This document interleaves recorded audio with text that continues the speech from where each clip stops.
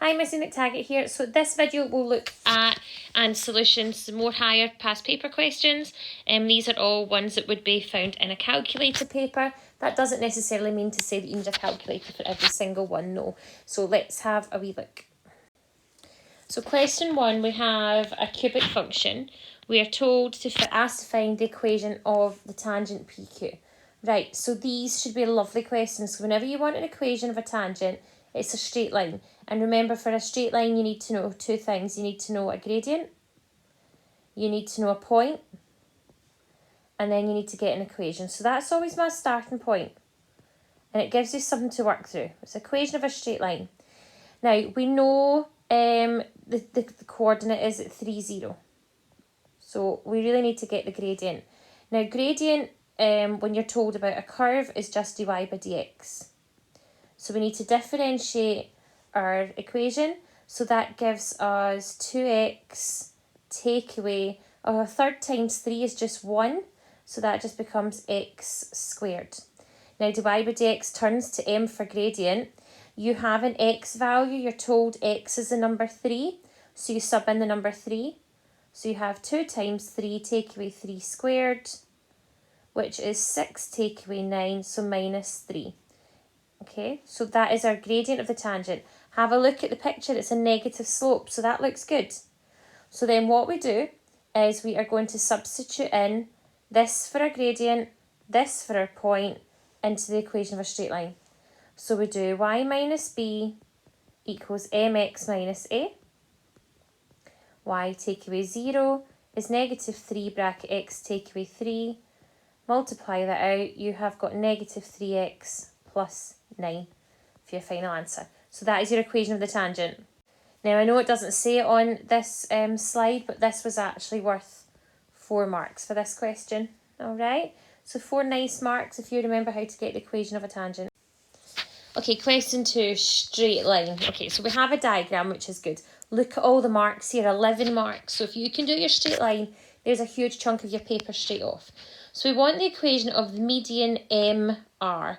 So this is the median MR. So median is right in the middle of that line QP. And again, remember, for an equation of a straight line, you need a gradient, you need a coordinate, you need the equation of the line, right? So you need a gradient, a point, and then we can do a straight line.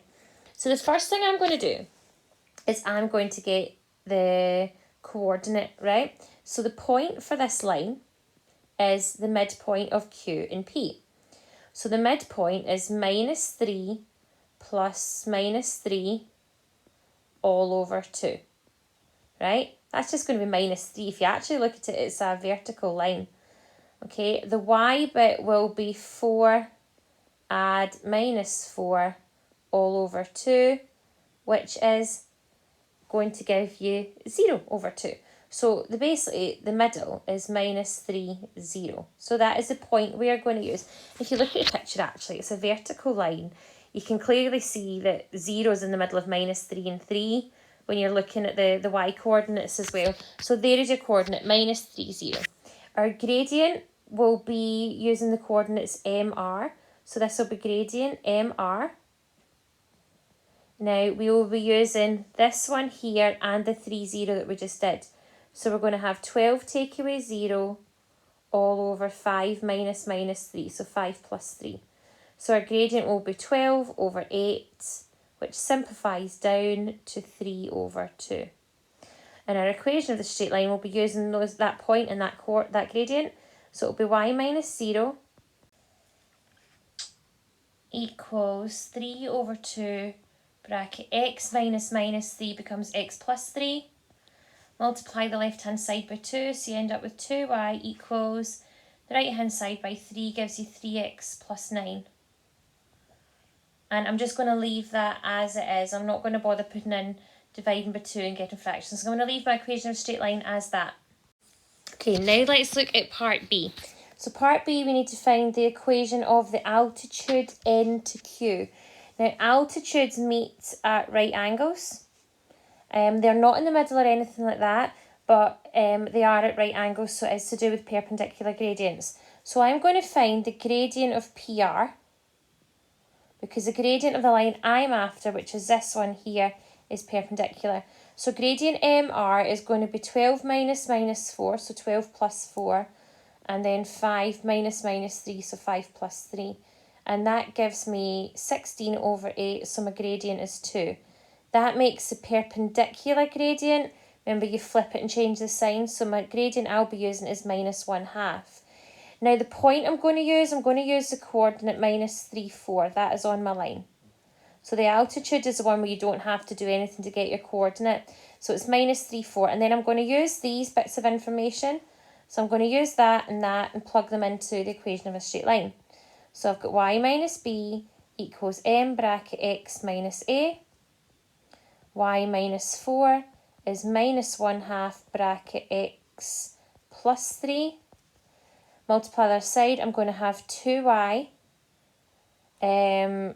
2y minus 8 equals, now there's a negative 1 in front of the bracket, so that gives me negative x minus 3. And then moving the 8 over, I have 2y equals negative x minus 3 plus 8 will make that into plus 5. And again, I'm just going to leave it as that. Okay, I'm going to leave it as 2y equals. And that's part B done. Now part C says median MR and NQ intersect at the point S. We have to find the point of intersection, all right? So what I'm going to do is I just need to make a wee bit more room. And I'm going to write out my two equations again. So I know my equations are 2y equals negative x plus 5. And from before I had 2y equals 3x plus 9. So this is part B. So point of intersection, you can do good old National 5 style simultaneous equations. You can set y equal to y. In this case, I've got two equations that say 2y equals and 2y equals. Therefore, the right hand sides are equal. So I'm going to write 3x plus 9 equals negative x plus 5. And when I start moving letters left, numbers right, I get 4x equals 5 take away 9 is minus 4. It's all looking really good so far. I get minus 1. So I'm going to replace x with minus 1. So I end up with 2y equals, so I'm putting it into the top one, I think, here. So negative 1 turns into positive 1 plus 5. So I get 2y equals 6, y equals 3. So at the moment, I think that the point S is minus 1, 3. Now, please remember, it's always worth just doing a quick little check, right? So I didn't use that bottom equation, so I'm just going to check that 2 times y is 2 times 3, and then 3 times minus 1 plus 9. So 2 3s are 6, minus 3 plus 9 is also 6. So I know I've got the right answer. Please, if this starts to look really messy and you get fractions, decimals, things that aren't looking very good, go double check that your equations in part A and B are right. If you can't find a mistake, follow it through. Even though you get the weirdest answers, we will still possibly award you full marks for your method for the point of intersection bit, okay? Now there was one more bit to this question, so I'm going to just flip back to the top and read that. Okay, so for part D, I decided to take a new page. It says that the point T is 2, 9, and it lies on QR. It says, show that ST is parallel to PR. So we need two things. We need the gradient of ST, which will be 9 minus 3, and 2 minus minus 1, which is 6 over 3, which is just 2. Then I need the gradient of PR. Now the gradient of PR, we have already worked it out previously in part B to be 2 already. So because the gradients match, they're parallel. Now that was only 2 marks for that, but it's the statement that matches. So you write, since gradient ST equals gradient PR equals 2, then ST is parallel to PR. That's all you need to write as a wee statement. So there's an awful lot of work in that straight line question, but if you're good at it, then and take it very slowly, step by step. Watch your very silly mistakes with negative numbers, etc. You'll be okay, all right? Question 3. So this is a vector question. So we've got a set of drawers, and we're told is from, as shown, the edges of the cuboid are parallel to x, y, and z axis, and it's giving you a couple of coordinates. So we have to write down the lengths of PQ, QR, and RV. Right, the first one I'm going to do is I'm going to do QR. QR is the same as P to S. And the only difference between those coordinates is the middle number, which goes from -1 to 4, so that's a gap of 5. So this length here is 5, right? So QR is 5. Right? Let's go have a look at PQ now. So PQ, so if I'm going to put in the coordinate of R, this might help. So coordinate of R is along 3, it's directly below the V, so it's 3, 4, and it's -1. So if I want the distance of P to Q now, P to Q is the same as this one. And the only difference between the coordinates of S and R is the first digit. It goes from -1 to 3, so that is 4. So P to Q is 4 units. And then the last one I need to get is R to V, where the only distance of coordinates is the end number. It goes from -1 to 5, so that is 6. So RV is 6. And obviously we'd write them out. PQ is 4 units, QR is 5, and RV is 6. Then we look at part B. It says write down the components of V to S and V to P and hence calculate the size of the angle. So let's go with this. So V to S, this is another bread and butter question. If you can just remember the method on how to get angles, it's a lot of marks, 7 marks for this. So S is -1, 4, -1. V is 3, 4, 5. And that gives us -1 take away 3 is -4, 0, and -6. Then we're going to do V to P, which is P minus V. So we've got -1, -1, -1. Take away 3, 4, 5. And that gives us -1 minus 3 is -4, -1 minus 4 is -5, and -1 minus 5 is -6. So we've got those first 2 bits. Then it says calculate the size of angle PVS. So PVS is this angle here. So there's P to V and then to S, right? So here is our angle. There is the angle we're trying to find that I'm trying to shade. If I just write this another way, we've got PVS. Now we've already worked out V to S and we've worked out V to P. So the angle for a vector, now it's kind of given to you in the formula sheet. On the formula sheet, you just have to rearrange the formula for dot product. But to get the angle, it's cos theta equals, and then it's your 2 vectors. So in this case, it's Vs dot Vp all over magnitude Vs, magnitude Vp. So there's how we're going to get the angle. So I've already got the Vs and the Vp. I need to get the magnitude of both of these and I need to do the dot product. So I am going to start with Vs dot Vp first. So that's where you multiply and add up all the coordinates. So you've got -4 times -4 plus 0 times -5 plus -6 times -6, which gives us 16 plus 36, which is 52. So our top line becomes 52, okay? Next, we need to get the magnitude of the 2 vectors. So, the magnitude of Vs equals the square root of -4 squared plus 0 squared plus -6 squared. Remember, all them are just going to become positive.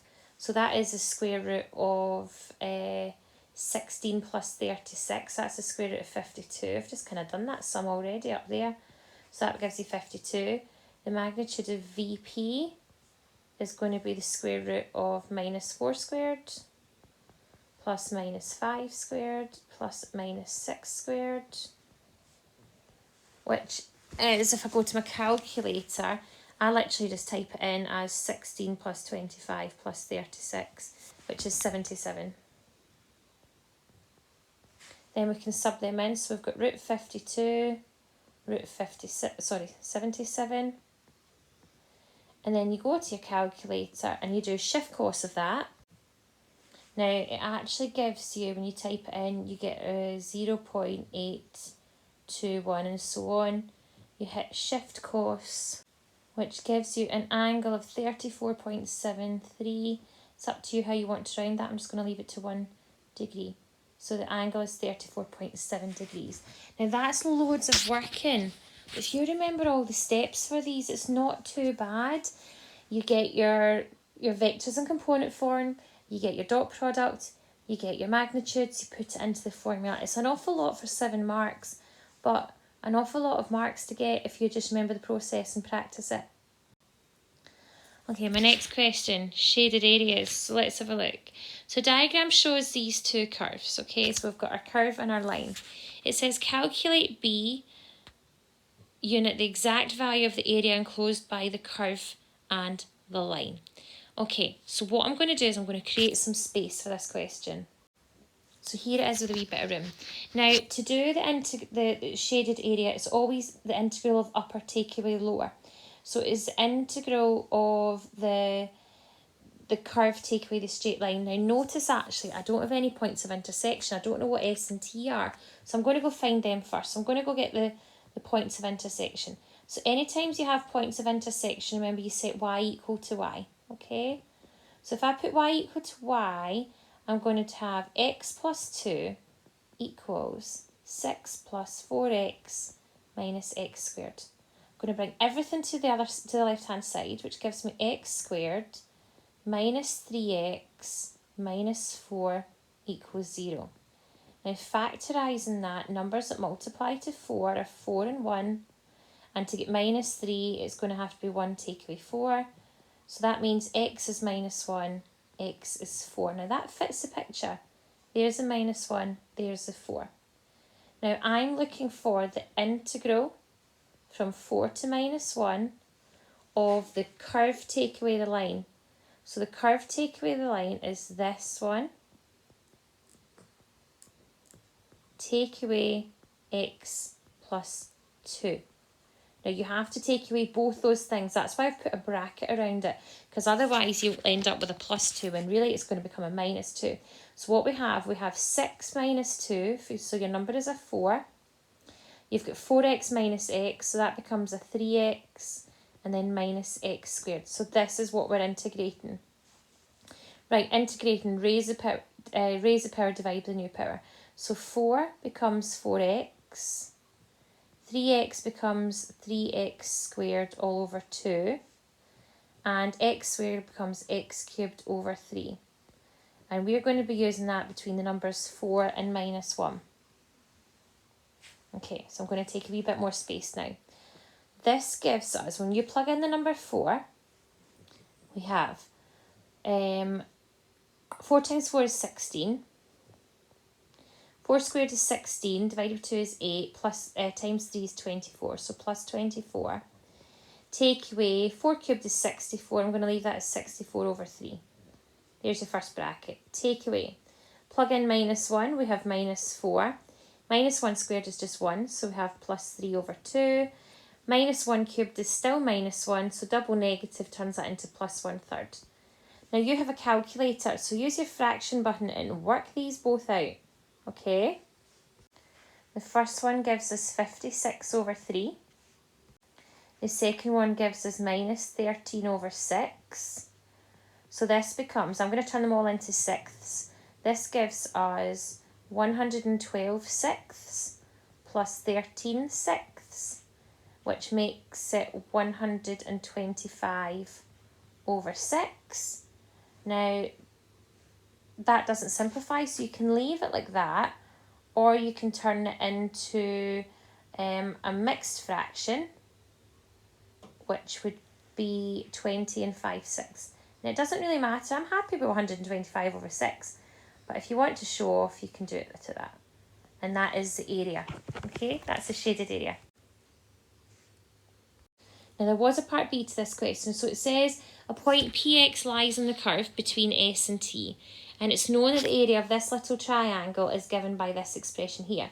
It says calculate the maximum value of this area and determine what fraction of this value, what fraction this maximum value is of the area of part B. So so we have to calculate the maximum value of the area first of all. So this is a differentiation question. Anytime you hear about something that maximises area, maximises volume, that's what we're going to do. So we're going to differentiate. So we're going to find a dashed x. So a dashed x, if you times the 5 over 2 by 2, the 2's will cancel out. So you're left with minus 5x plus, that just becomes 15 over 2, and the number disappears. For stationary points, we put that equal to 0, and that's what we're really going to find. We're going to find a stationary value for x. So we put that equal to 0. Now that leaves me with minus 5x equals minus 15 over 2. I can have effectively dropped the negatives there. I'm going to cross multiply by 2. That gives me 10x equals 15. So x equals 1.5. Now I'm just going to check using a stationary table, a nature table even, that this maximises it. So we've got a dashed x and we've got the shape. So I pick a number less than 1.5, I'm going to use maybe the number 1 or even 0. If I plug in 0 in there, I've got a positive number. If I plug in 1 there, I've got minus 5 plus 7.5, it's going to be positive. I'm going to pick a number bigger than 1.5, I'm going to go with 2. Minus 5 times 2 is 10. 10 is minus 10, sorry. Plus 7.5 is going to be negative. So 1.5 does maximise it. So the maximum value of the area, so I'm going to just write maximum occurs when x equals 1.5. Now to actually find the area, we need to go substitute that in, alright? So we need to go replace x or 1.5. So the area is minus 5 over 2 times 1.5 squared plus 15 over 2 times 1.5 plus 10. Now remember, you've got your calculator, so go use it. And this gives us 125 over 8.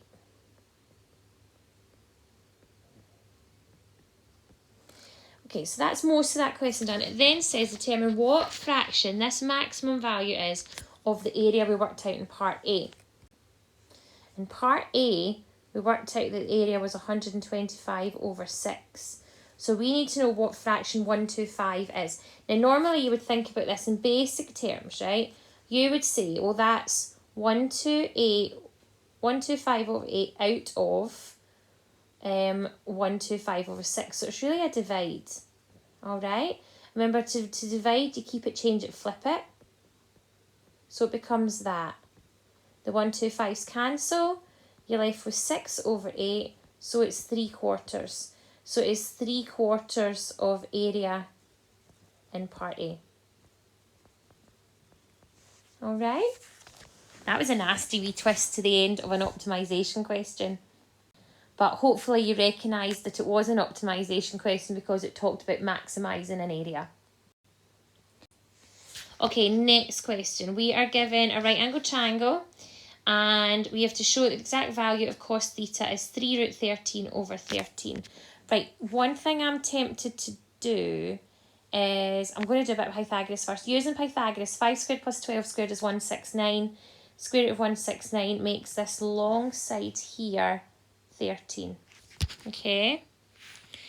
Now, at the moment, we don't actually aren't able to find cos theta, but we are able to find an expression for cos 2 theta. Okay.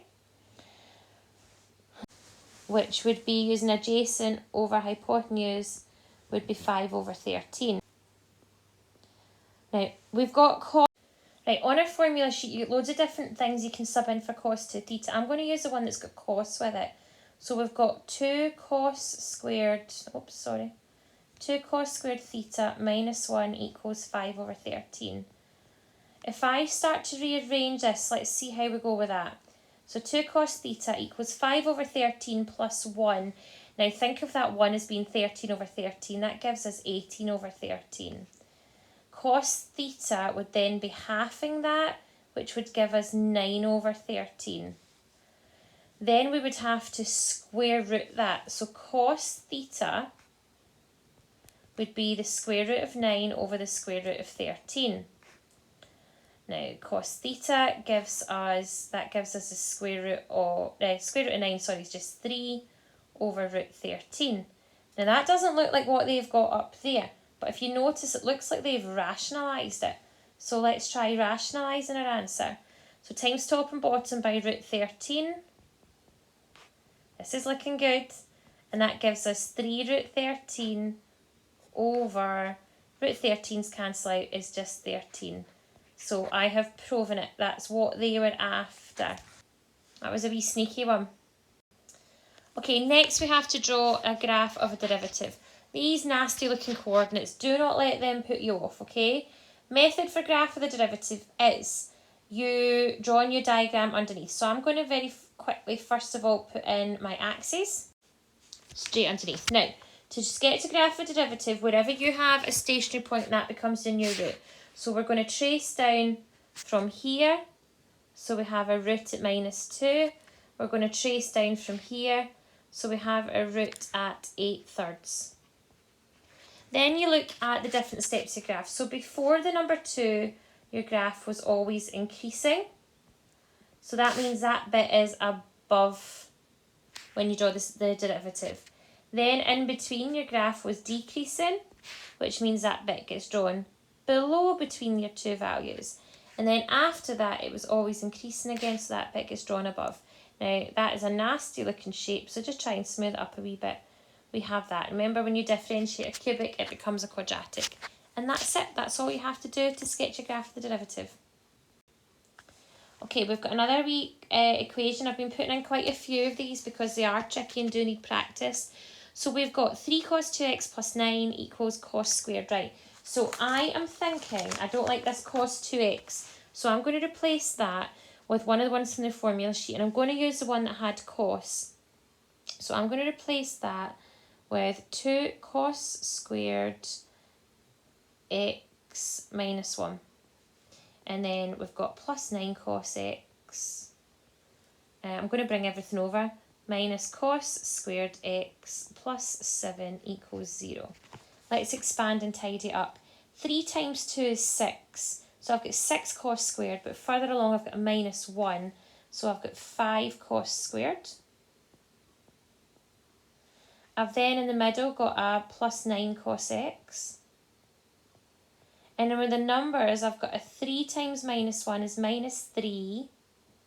And then I've got a plus 7 at the end. So minus 3 plus 7 is plus 4. And that all equals 0. Okay. This is going to go into 2 brackets. 5 cos x and cos x. I'm looking for numbers that multiply to 4. And when I do my multiplying out, it gives me a 9. So the 4 is going to go here. The 1 is going to go here because then that gives me plus 5 plus 4, which is 9.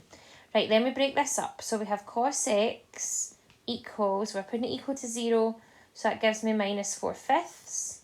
And then on this one, we have cos x equals minus 1. I'm just going to quickly solve that one first because that's the easiest one. Your cos graph is at minus 1 right in the middle, so that's 180 degrees. Right, the second one, cos is negative, so I'm going to be using sine and tan. Now my acute angle, I'm using degrees, so I've just checked that up here before I went any further. I'm going to do shift cos of 4/5, which is 36.9. So my acute angle is 36.9. I'm going to apply that into the sine box. So I've got 180 minus 36.9, and in the tan box I've got 180 plus it, which gives me my two answers of 143.1 degrees and 216.9 degrees. So all in all, my three answers are 143.1, 216.9 and 180 degrees. I really probably should have put them in order. But there's your three answers. This one not so nice. There's so much to read in this one. So I'm taking a fresh page when we come to the actual working. So we've got people on two different islands planning to build sewage plants. The plant is... Central to the plant is a seepage pit, which allows most of the week's sewage to seep away through the soil and drain away. But sewage is pumped back in at the start of the week. Two possible sites. Site 1 can get rid of 65%, but then another 2,000 come in. Site 2 can get rid of 75% and then another 2,500 come in. Part A asks us to write down recurrence relations for both of them and clearly label each relation with the site name. So that's what we're going to do. Part B asks us, it says the size of storage tank at each site is determined by the maximum volume of sewage that will remain in the long term. The minute you see long term, they're asking you to find the limits. So it says which site requires a small tank in the long term. So we're going to look for the one with the lowest limit. So let's have a look at this without all the story around it. So for upland site, we're going to do our recurrence relation. Now remember, your general recurrence relation takes the form un plus 1 equals AUN plus B. Okay? Now A is your multiplier. So if we're losing 65%, we've got un plus 1 equals 100 take away 65 is 35. So we're left with 35% and then 2,000's added back in. So there is our first one. For the other site, the lowland site, it will be un plus 1 equals, now we're losing 75%, so 25% remains. So 0.25 un and then 2,500 seeps back in. So that is part A. Part B is getting your limits. So we're going to be using the limit formula now, which is L equals B over 1 minus A. So the limit formula for upland will be 2,000 over 1 minus 0.35. The limit formula for the other one will be 2,500 over 1 minus 0.25. So this is non-calculator. Wow, right. So we've got 2,000 over 0.65 and 2,500 over 0.75. Okay, so this is a calculator one. So if we work them out in the calculator, we have, for the first one, you have 307.6.92. For the second one, you get 3333.33. Now, if we remember what the question said, it said which site requires the smallest tank long term. Now, long term effects is upland are going to settle around about 3076. Lowland are going to settle around about 3,333. So upland is going to require the smallest tank long term. So that is what our conclusion has to be. So we just have to squeeze this in. I'm running out of space, so I'm just going to write it in here that long term upland will require the smaller tank.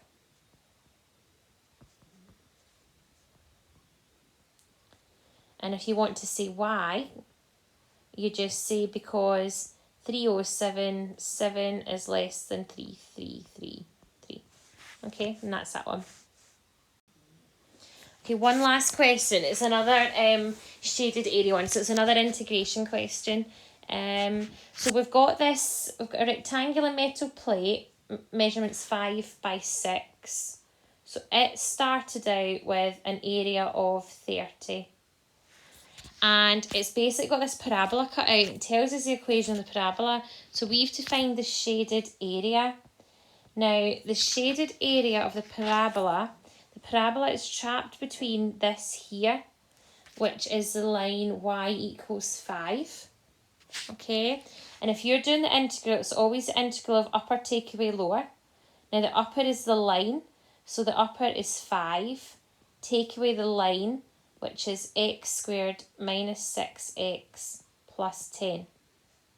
Alright, now if you rearrange that, that gives you 5 take away 10, which is minus 5. So you've got minus 5 minus x squared, and then that minus 6 becomes a plus 6x. So that's what we're integrating. But we need some numbers, don't we? So we need to figure out what this bit here and this bit here is. Now, we know the y coordinates are 5. So we need to figure out what the x coordinates is. So you're finding the point of intersection of the line, y equals 5 in the curve. So that's when you set y equal to y. So we're going to put x squared minus 6x plus 10 equal to 5. Moving that over, you have this. Now factorising that, we have x minus 1, x minus 5.